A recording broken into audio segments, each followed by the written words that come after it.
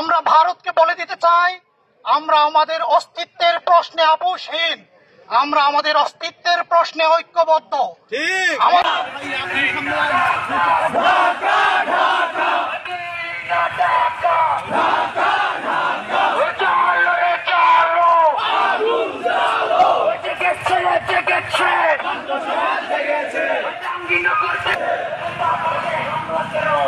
বাংলাদেশি দূতাবাসে উগ্র ভারতীয়রা হামলা চালিয়েছে, বাংলাদেশের পতাকাকে তারা পদদলিত করেছে। সেই সাথে ভারতীয় মিডিয়ার ক্রমাগত অপপ্রচার চলছে। আমরা ভারতকে বলে দিতে চাই, আমরা আমাদের অস্তিত্বের প্রশ্নে আপোষহীন, আমরা আমাদের অস্তিত্বের প্রশ্নে ঐক্যবদ্ধ।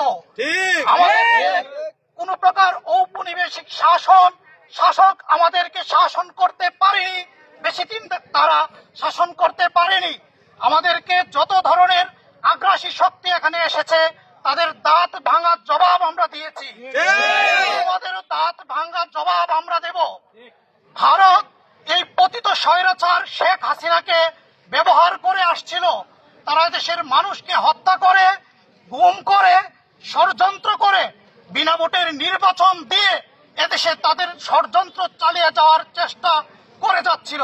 কিন্তু এদেশের জনগণ, এদেশের ছাত্র জনতা তাদের সকল ষড়যন্ত্রকে নস্যাৎ করে দিয়েছে। তাদেরকে আমরা সাবধান করে দিতে চাই, এই বাংলাদেশ, এই বঙ্গভূমি সব সময় ধর্মীয় সহাবস্থানের ভিত্তিতেই সকল মানুষ বসবাস করে আসছে। তোমরা সাম্প্রদায়িকতার কথা বলে আমাদের এই শান্তিপূর্ণ সহাবস্থানকে নষ্ট করে দিতে পারো না। সীমান্ত রক্ষা বন্ধ করো, সকল প্রকার ষড়যন্ত্র বন্ধ করো, এবং যে দূতাবাসে তোমরা হামলা করেছো তার জন্য ক্ষমা চাও। এবং এটা মনে রাখবে, আমাদের শরীরে এক ফোঁটা রক্ত থাকা সত্ত্বেও আমরা আমাদের এই দেশের 1 ইঞ্চি মাটিকেও আধিপত্যবাদী শাসনের দিকে ঠেলে দিতে পারবো না। সর্বোচ্চ শক্তি দিয়ে তোমাদেরকে রুখে দেব। ধন্যবাদ।